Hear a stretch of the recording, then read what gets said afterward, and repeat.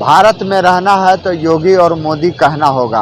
और ये बात बोल करके चेतन जो है बंदूक निकालते हैं और ट्रेन में 3 मौलवी को ठोक देते हैं और एक अपने एसआई को। 4 लोगों की जान चली जाती है। क्या हमारे साथ हैं मौलवी साहब, बहुत बहुत स्वागत है आपका। ये बताइए कि ट्रेन में जिस तरह की चली है योगी और मोदी को, किस रूप में आप इसको देखते हैं? ये जुमले मैंने सुना नहीं, लेकिन अगर आप कह रहे हैं जिन लोगों ने ऐसे करते हुए किया है, यकीनन उस भारत को नहीं समझ रहा होगा वो, और उसका दिमाग समझिए कि या तो वो सिर्फ एक समुदाय को देख रहा होगा। लेकिन हमसे जो आप मैक लगा दिया है मेरे सामने, मैं भारतीय भी हूँ और इंसान हूँ, बाकी मुझे कोई तीसरा नजर नहीं आएगा। वरना ये सब और नेता लोगों का काम होता है या सियासी लोगों का काम होता है कि हिंदू, मुस्लिम, दलित और मुसलमान में बांटता है। मैं यहाँ से शुरू करता हूँ कि दौरे इलेक्शन कहाँ कोई इंसान नज़र आता है? दौरे इलेक्शन कहाँ कोई इंसान नज़र आता है? कोई हिंदू, कोई दलित तो कोई मुस्लिम नज़र आता है। अब बीत जाता है इलाकों से जब इलेक्शन का दौर, तभी रोजी रोटी के लिए इंसान परेशान नजर आता है।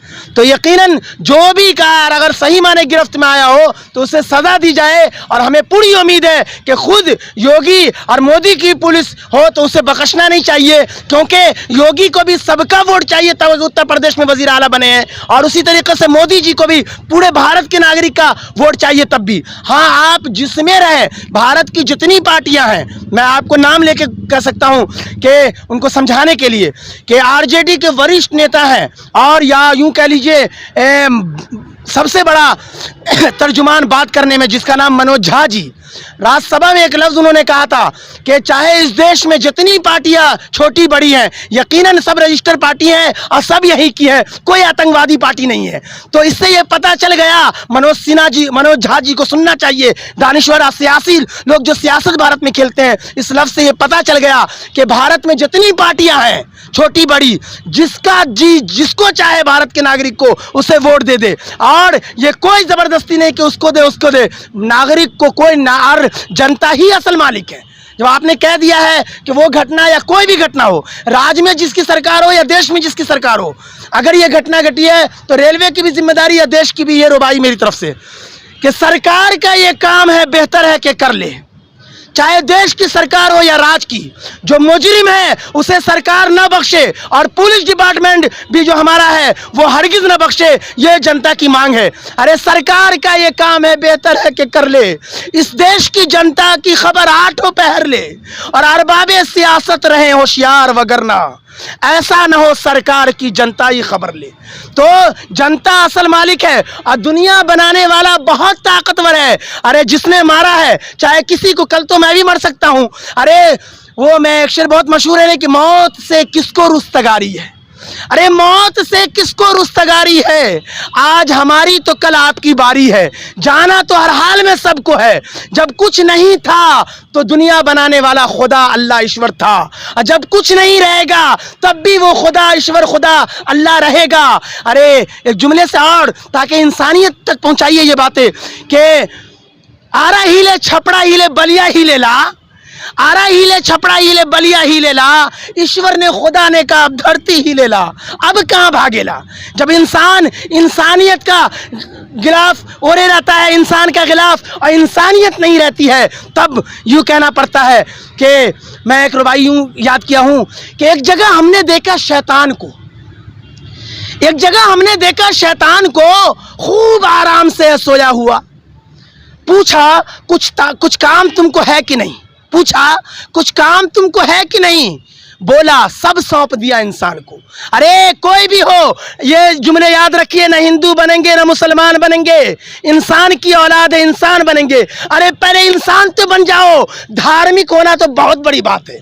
जब इंसान धार्मिक होता है तो इंसान क्या चूंटी को भी नुकसान नहीं पहुंचा सकता। पहले इंसान बने। गोपाल दास नीरज जी का 2 शेर यहाँ के हिंदू मुस्लिम सिख ईसाई सबों को दिल की तख्ती पर लिखना चाहिए कि अब तो मजहब कोई ऐसा भी चलाया जाए जिसमें इंसान को इंसान बनाया जाए। अरे अब तो मजहब कोई ऐसा भी चलाया जाए जिसमें इंसान को इंसान बनाया जाए और जिसकी खुशबू से महक जाए पड़ोसी का भी घर, फूल इस किस्म का हर सिमत खिलाया जाए।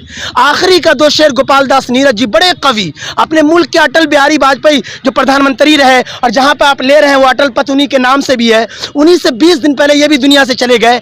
यहाँ के नागरिक हिंदू मुस्लिम सिख ईसाई सबको दिल की तख्ती पर लिखना चाहिए। लिखा था कि मेरे दुख दर्द का तुझ पर हो असर कुछ ऐसा, मैं रहूं भूखा तो तुझसे भी न खाया जाए। और हिंदू मुस्लिम दो यहाँ के आँख हैं और दो आँख ना हो तो इंसान मुकम्मल नहीं होगा। कि जिस्म दो हो के भी दिल एक हो अपने ऐसे, मेरा आंसू तेरी पलकों से उठाया जाए। मैं इस मामले में जो आपने गुफ्तगू की है आखिरी रुबाई देने जा रहा हूँ। जो ईश्वर से डरने वाला वो पंडित या मौलवी हो, जो ईश्वर का डर रखता हो, वो किसी को नहीं छोड़ेगा। और ईश्वर की ताकत यह है कि ईश्वर कहता है मैं गफ्फार भी हूँ, मैं कहार भी हूँ, मुझे पकड़ना भी आता है, मुझे छोड़ना भी आता है। अरे सारे मुल्कों को नाचता अपने अपने परमाणु पर, आज सारी कायनात बेबस है खुदा के बनाए कीटाणु पर। कोरोना का इलाज आज भी नहीं ले आए।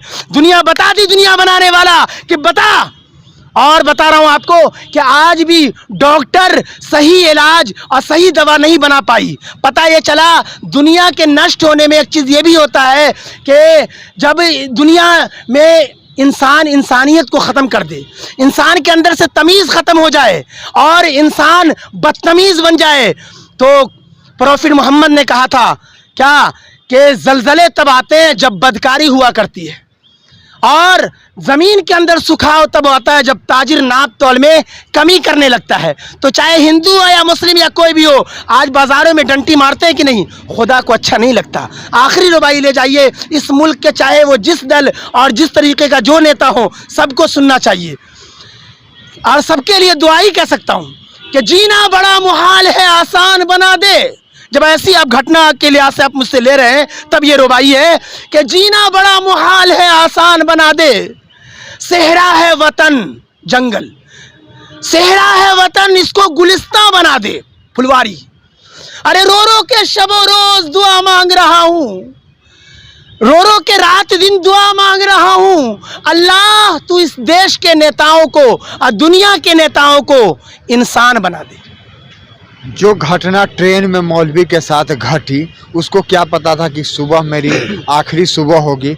बंदूक निकाला और कहा कि अगर देश में रहना है तो योगी मोदी कहना होगा और वोट देना होगा। क्या उन्होंने सही किया कि गलत किया मौलवी को? अगर ये बातें कह करके ये कहा है तो उसने भी गलत कहा है, और मैं भी यकीन दिलाता हूँ कि प्रधानमंत्री और अमित शाह जी और मोदी जी, योगी जी का भी खुल्लम खुल्ला कोई बयान दिखा दे इस तरीके का, तो मैं यकीनन मुझे भी खुदा उठा ले। यकीनन इस देश में जितने भी हैं सबको ये करने का है, लेकिन जो कार्यकर्ता या जिसमें भी कुछ लोग होंगे, फौजी हैं जो देश के लिए सेवा करते हैं, आरपीएफ के जवान हैं, उन्होंने ये कांड किया। अगर यकीनन कांड किया और ये लफ्ज उनका वायरल भी है जो आप कह रहे हैं मुझे सवाल करते हुए, तो यकीनन देश की सुरक्षा एजेंसियों को, देश की हुकूमतों को, राज्य की हुकूमतों को और रेलवे के जो बड़े आला अधिकारी उसको देखना चाहिए कि यकीनन हमारा देश सारे जहां से अच्छा है और यहाँ हिंदू मुस्लिम सिख ईसाई आज भी बल्कि हिंदू मुस्लिम के लिए खड़े होते हैं, मुस्लिम हिंदू के लिए। इतना अच्छा खूबसूरत देश है। अगर इस तरह का चाहे वो किसी मजहब से ताल्लुक़ रखने वाला फौजी क्यों ना या कोई भी हो, अगर सही माने ये अल्फाज उनके वायरल हैं टीवी स्क्रीन पर, तो यकीनन देश और देश के गृह मंत्रालय को चाहिए कि उससे ये कर लें। जबकि इस वक्त हमारे देश के प्रधानमंत्री का नारा है कि सबका साथ, सबका विकास, अविश्वास, अप्रयास, घर घर तिरंगा, हर घर तिरंगा। तो यकीनन इसी को देखते हुए हम खुद भारतीय जनता पार्टी के लिए काम भी करते हैं और मेरी अपनी गुजारिश भी रहती है कि देश के 24 राज्यों में 24 के चुनाव में हर एक लोकसभा सीट भारतीय जनता पार्टी के खाते में आए। लेकिन जिस तरीके घटने की, जिस तरह की बातें कहा है, उसका समर्थन कोई नहीं करेगा, न करना चाहिए। तो भारतीय जनता पार्टी के डर से आप भारतीय जनता पार्टी में चले गए? नहीं, डर देखिए, अभी मैंने बताया ना कि मैं देश का चुनाव अलग है, राज्य का चुनाव अलग है। देश के चुनाव की बातें कर रहा हूँ, राज्य में मैं नीतीश और लालू जी की भी कर रहा हूँ और मैं था भी और अभी भी हूँ। और मैं आपके माध्यम से कह दे रहा हूँ कि अभी मेरा अपना ज़ाती ख्याल ये है कि दुनिया बनाने वाला भी देश में मोदी जी को तीसरी मर्तबा भी कोई रोक नहीं सकता। और बिहार में भारत कि पीएम की कुर्सी पर पीएम तीसरी मर्तबा तक भी बने रहेंगे, और बिहार की कुर्सी पर नीतीश कुमार जी भी सबसे अच्छे सीएम माने गए, और ईश्वर ने चाहा तो फिर 25 में भी कोई को कहिए ख्वाब न देखने के लिए ईश्वर ही की तरफ से नीतीश कुमार ही इस कुर्सी पर विराजमान रहेंगे। अगर देश के प्रधानमंत्री का नारा है सबका साथ, सबका विकास, अविश्वास, प्रयास, तो बिहार के हर दिल अजीज नेता नीतीश कुमार जी का भी नारा क्या है?